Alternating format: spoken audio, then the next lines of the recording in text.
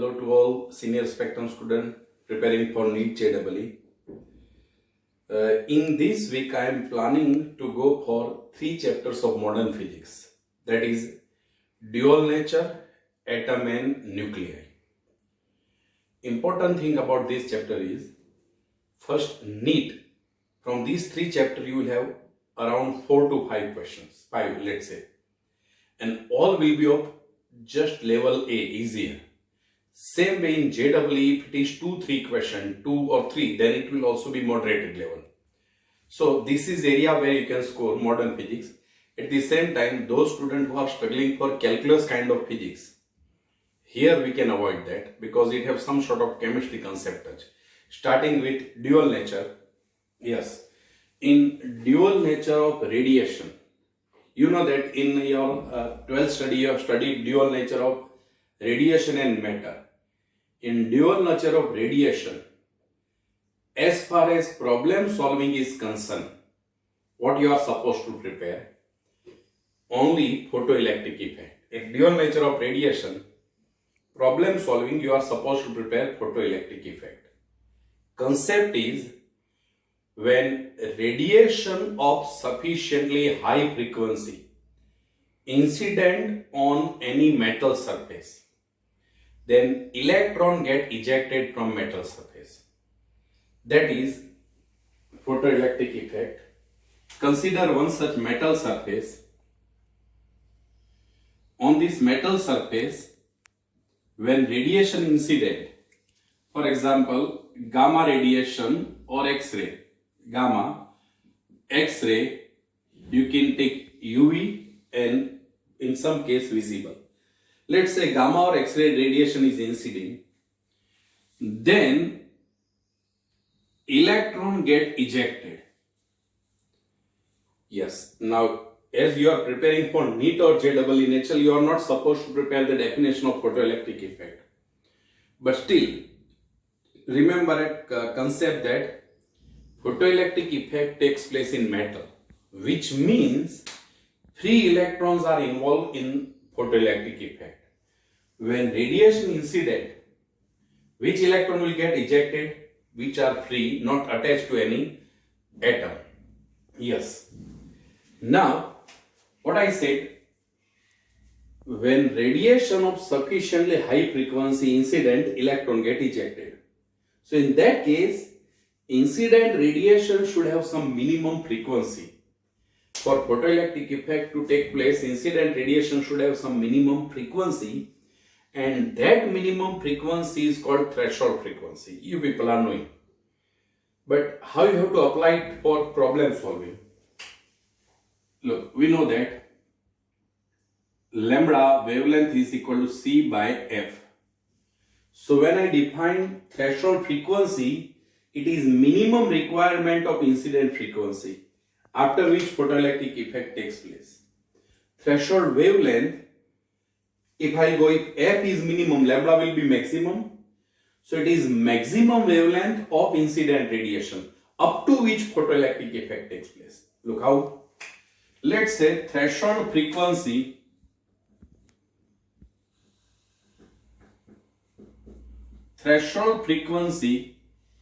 is, for example, 50 kilohertz. On random data I have taken, which means incident radiation should have frequency equal to or greater than 50 kilohertz. Instead of that, threshold wavelength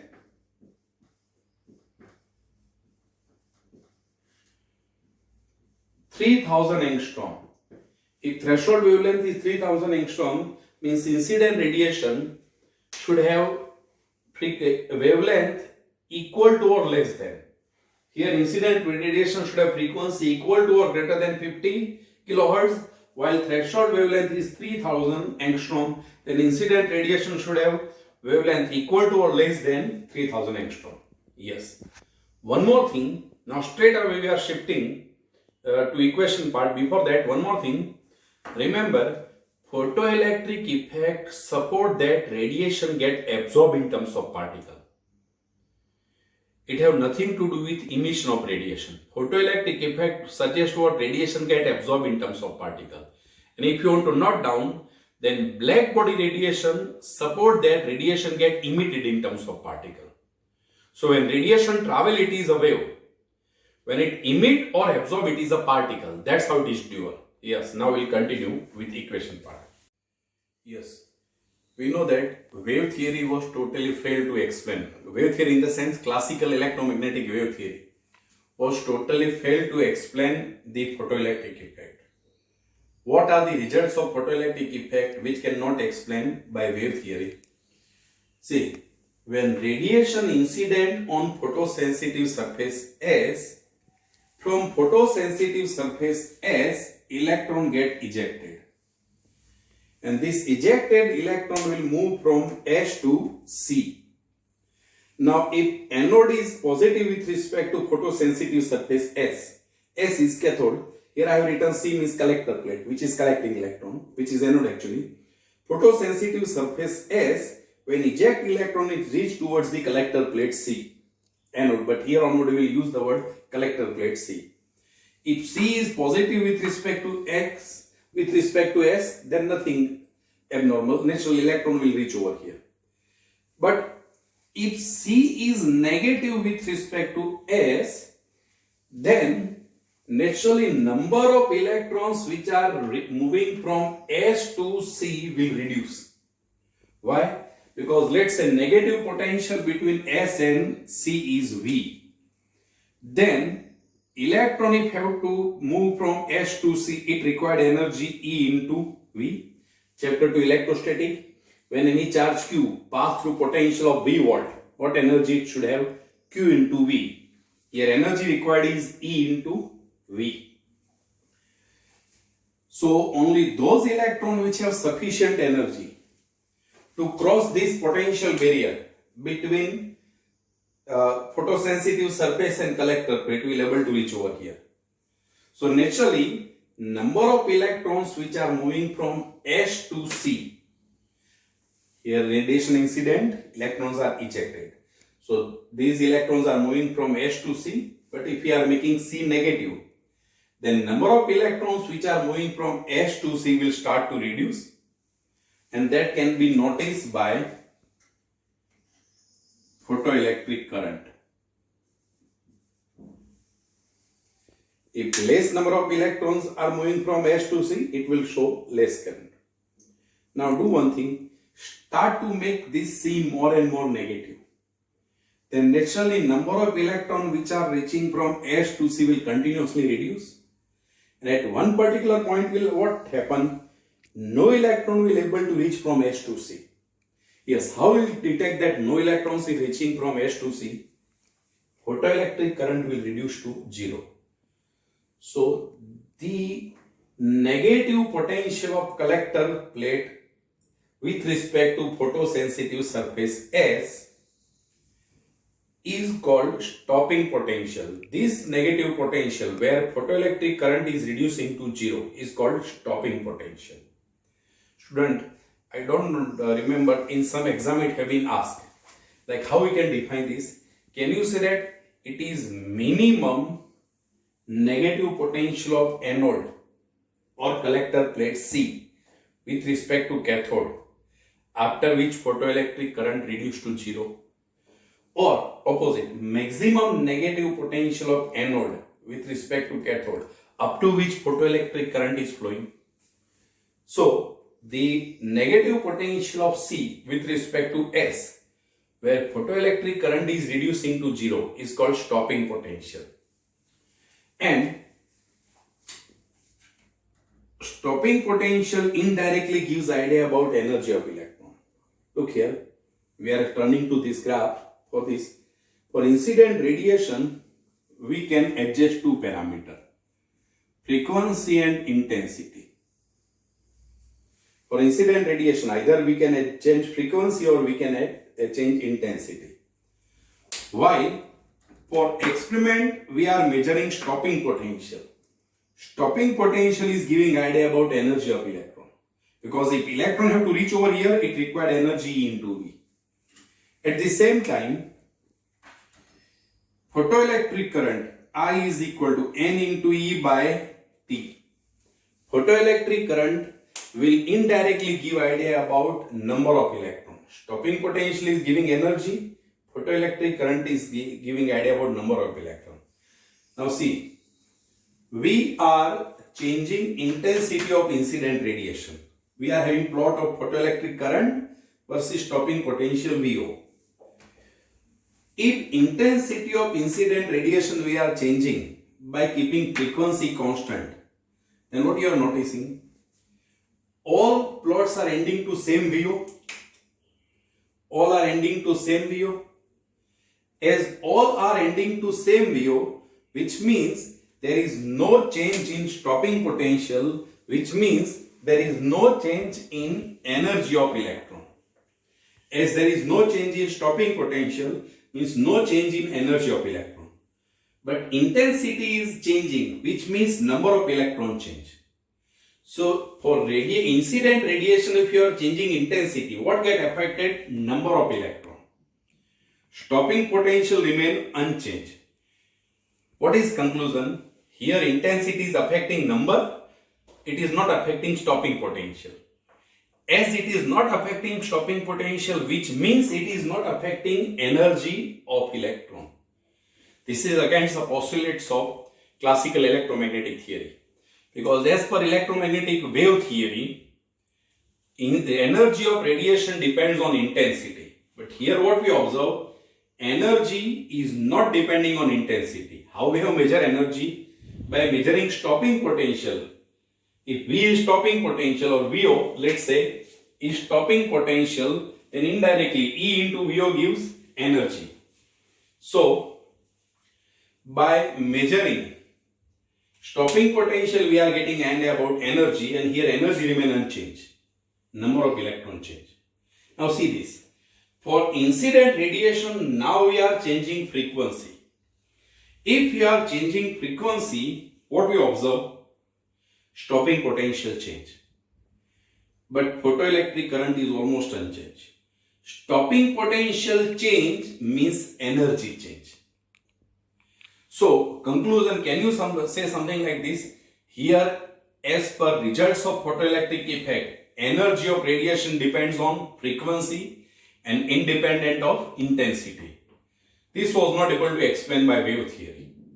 Because wave theory says that energy depends on intensity. But here, photoelectric effect result says that energy depends on frequency. One. Another failure of wave theory is photoelectric effect is very instantaneous process. Instantaneous process is, let's say this is metal surface. Moment radiation incident, electron get ejected. There is no time lag. In a very short duration of 10 raised to minus 9 second, electron get ejected out. This is only possible if radiation is in form of bunch or particle. If radiation is in form of wave, its energy is spread. The electron cannot come out easily. So, both results. First is energy depends on frequency independent of intensity. Second, instantaneous nature of photoelectric effect cannot be explained by wave theory. So, wave theory was totally failed to explain the results of photoelectric effect. So, it comes Einstein's explanation. Yes, this is the heart of the chapter. Einstein's equations to explain the photoelectric effect. Majority of questions from photoelectric effect will be able to solve from this problem. Yes, we are going through that. Yes, as we have gone through that, wave theory was totally failed to explain the results of photoelectric effect. So Einstein came out with the concept that radiation get absorbed in terms of particle. I do underline, remember photoelectric effect. Einstein explanation is only dealing with absorption of radiation as a particle, not emission, because emission was already taken by Max Planck when he was discussing black body radiation. So what is Einstein's explanation? Radiation get absorbed in terms of particle. So concept what he have used is, let's say this metal have work function phi, work function of metal. Now, as phi is work function of metal, which means we have to supply at least energy equal to phi. Work function, as we know that it is minimum energy required to detach an electron from metal surface. So if metal having work function phi, incident radiation having energy hf, as per Einstein explanation, radiation get absorbed in terms of particle, and that particle or quanta of radiation, photon, having energy hf. So radiation get incident in terms of energy hf. Out of this hf, phi will utilize for ejection of electron. So what left? hf minus phi. Incident radiation have energy hf. Out of that, phi have utilized for electron to get ejected. So what left is hf minus phi. So electron will come with this much kinetic energy.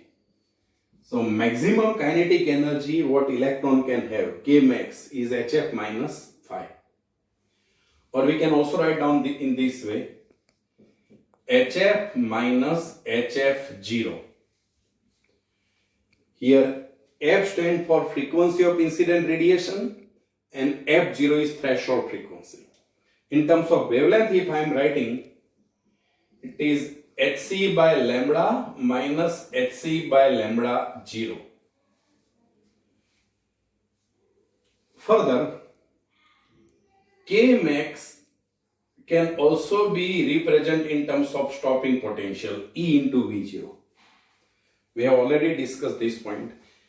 If stopping potential is V0, then electron, if have to move from photosensitive surface S or cathode to anode, it required energy into V0. So K max is equal to E into V0. So further, if I use this, what I am getting?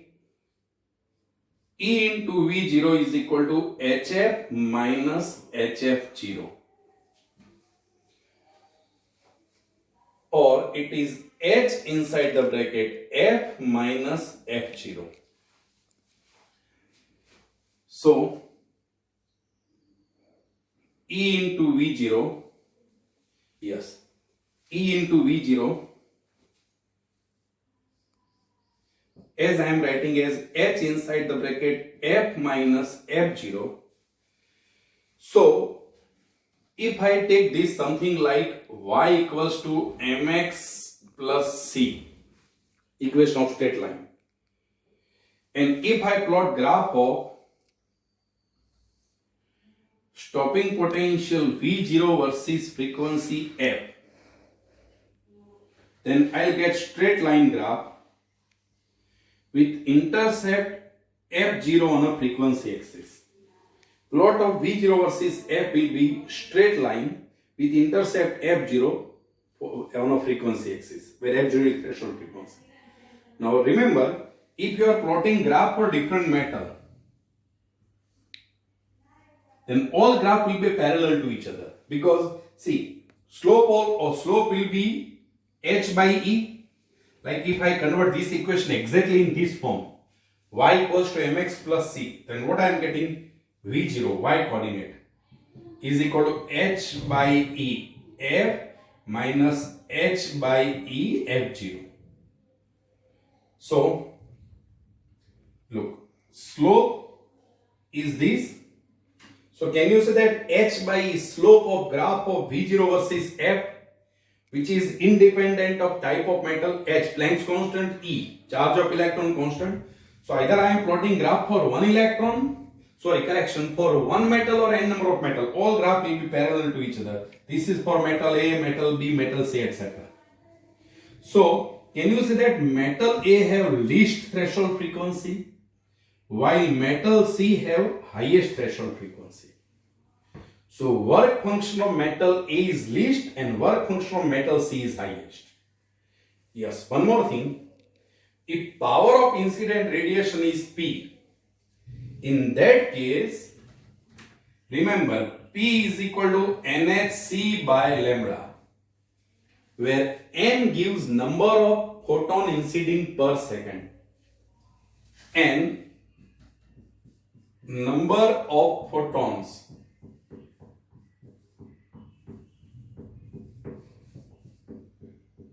per second. And sometimes they will give data in terms of intensity also. So in that case, remember, intensity of radiation is equal to power by area. So if intensity of radiation available, you multiply with power area, you are getting power, and once you are having power, then P is equal to NHC by lambda, where lambda is wavelength of incident radiation and H is number of electron. Student, at whichever you are level you are preparing, whether it is NEET, JEE, or even those students who are preparing for NET set, from photoelectric effect, no question can be from outside this frame, what I have kept. Einstein's formula, one more you are going to add, P is equal to NHC by lambda, where N is number of photon per second, intensity is equal to power by area. Analysis of this graph will also be in question. So this was dual nature of radiation.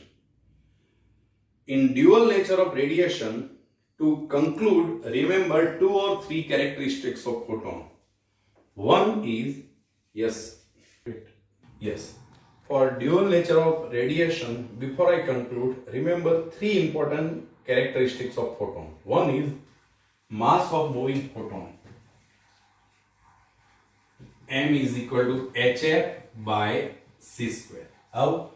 As per Einstein's formula, E is equal to mc square. At the same time, E is equal to HF, quanta of radiation having energy HF, the mass of moving photon HF by C square. Second is, here when we say mass of photon, it is mass of moving photon. Rest mass of photon is 0. Will not consider rest mass of photon, this one, it is mass of moving photon. Rest mass of photon is 0. Second concept what you are supposed to prepare is momentum. Here P is momentum of incident radiation or momentum of photon, then it is HF by C. Mass of photon HF by C square and momentum is HF by C. In fact, we can itself have separate lecture on characteristics of photon, but for NEET JEE level, this will be sufficient. Remember these 2 data. Yes, this was dual nature of radiation. Now we are going through dual nature of matter. In dual nature of matter, just I'll keep list of formula and no question will be framed outside that. What is concept? We know that radiation is behaving in a dual manner. Dual manner in the sense as a particle as well as a wave. Duality for radiation is also fixed. When radiation travels, it is a wave. But when it gets emit or absorb, it becomes particle. If you want to be very precise, when radiation emit, it becomes particle. It behaves like particle. This was explained by Max Planck for black body radiation. When radiation gets absorbed, again it is particle, that is photoelectric effect. But when it travels, it is wave. Why we have to say that it is wave, it is travel? Because radiation have characteristics like interference and diffraction, which is only possible for wave. Yes. Now, matter. De Broglie suggested that this concept you are having in chemistry also. De Broglie suggests that as per de Broglie hypothesis, electron or matter particles like electron, proton or even alpha particle, neutron, can behave as a wave as well as a particle. In certain conditions they behave as wave as well as in some conditions they behave as a particle. In that case, if matter particles like electron, proton, neutron, alpha particle, etc. are behaving as a wave, then they should have some wavelength. And wavelength of matter wave, lambda is equal to h by p, where p is momentum, or it is equal to h by mv, is equal to h upon under root of 2 mke, is equal to h upon under root of 2 m e into v, or better When I am writing E into V means I am writing for electron or proton. Or in general it is Q into V, charge. It is H upon under root of 3 mkBT. If it is calculative question, this covers everything. It's enough. What's that? The wavelength of matter wave lambda is equal to h by p in terms of momentum, h by mv in terms of speed, h by under root of 2m in terms of kinetic energy, h upon under root of 2m ev or qv. When I am writing ev means I am specifically writing for electron or proton. Otherwise m 2m qv in terms of v, that is accelerating potential, or h upon under root of 3m kBT in terms of temperature. Here kb is Boltzmann's constant. Yes student, this much data is sufficient to solve any problem from dual nature of matter and radiation. Easy topic. Make sure that you are not missing question of this in your NEET or JEE exam. All the best. We will continue further.